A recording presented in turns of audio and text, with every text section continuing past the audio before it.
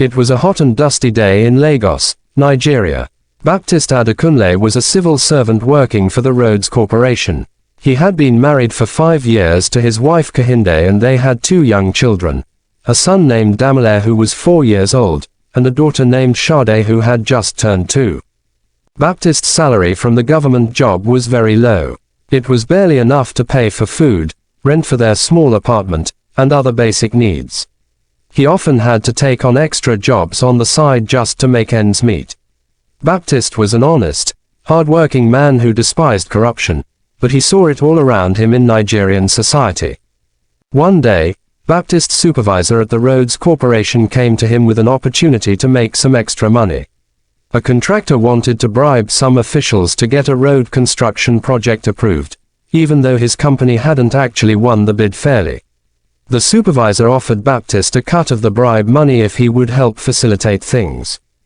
Baptist was deeply conflicted. The extra income could really help provide for his struggling family, but he knew taking the bribe would be wrong and go against his moral principles. After agonizing over the decision, he decided he could not compromise his integrity. He turned down the bribe money.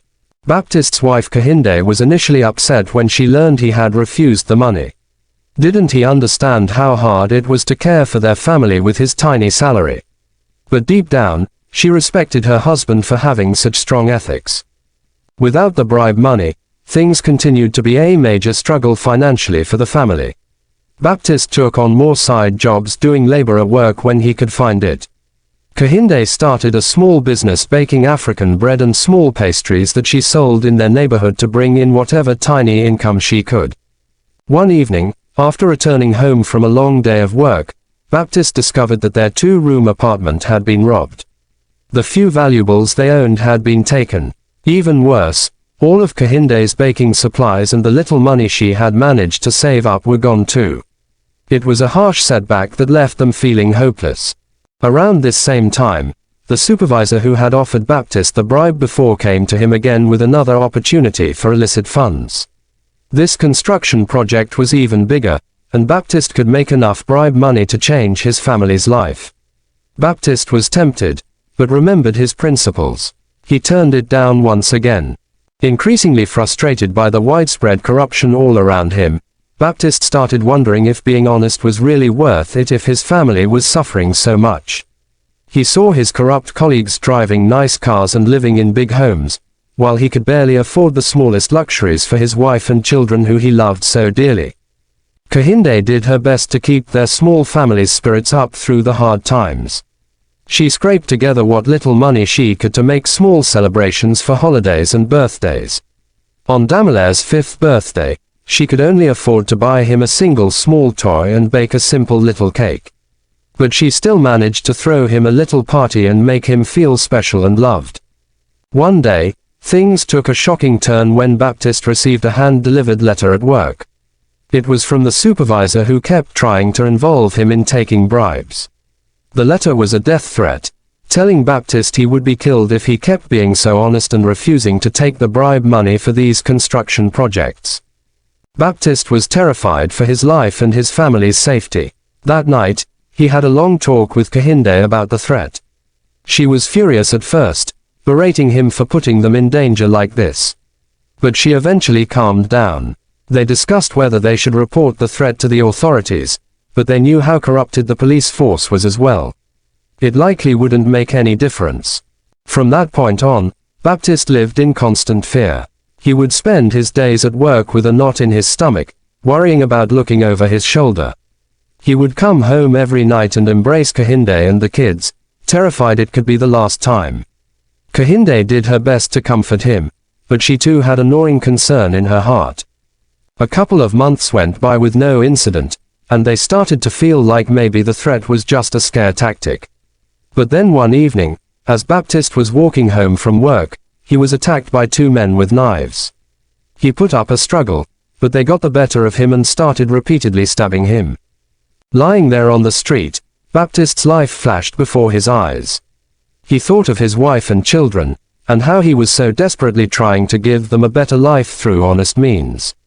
He somehow managed to cry out for help, and some passers-by emerged to scare the attackers away and call for medical assistance. Baptiste survived his stabbing injuries, but it was a long and difficult recovery. Kehinde had to take care of him, the children, and became the sole breadwinner by selling her pastries during this time. The stress weighed on her heavily, but she remained strong for her family. After he was well enough, Baptiste made the very difficult decision to leave his government job. He knew if he stayed, he would always be at risk of being killed by those who wanted him to take bribes. He took a job doing manual labor at a factory for a lower wage, but he felt his life was safer even if it meant an even poorer lifestyle for his family. Years went by, and Baptiste and Kehinde worked multiple jobs to scrimp and save as much as they could. They were determined to somehow put away enough money to give the children a chance at an education and a better life than they had. It took great sacrifice, but they were able to get by through their faith, love for each other, and sheer perseverance. Finally, the day came when Damilare turned 18. Baptiste and Kehinde had managed to save just enough to let him attend university and get his degree, though there would be no money left over for any luxuries. They wished they could give him more, but they were so proud as Damilare went off to study and have opportunities they never could. 4 years later, Damilare graduated at the top of his class. Sade was now old enough to start university as well. Damilare soon got a good job and was able to help support the family's finances for the first time so that Sade's tuition could be paid. In the years that followed, Baptiste and Kehinde watched their children build successful careers and good lives for themselves because of the education they had managed to provide through so much hardship. They took great joy in becoming grandparents. Towards the end of their lives, Baptiste and Kehinde looked back with contentment. Despite all their suffering and struggles with poverty, they took pride in knowing they had made it through with their integrity and ethics intact.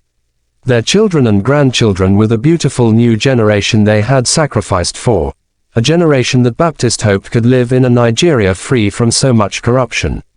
That is the story of Baptiste Adekunle, his wife Kehinde, and their journey as honest but impoverished citizens doing whatever it took to raise their children with good values in a society full of graft. Though, the beautiful ones, were not yet born during their lifetimes, they lived with hope that their offspring would get to experience that new reality.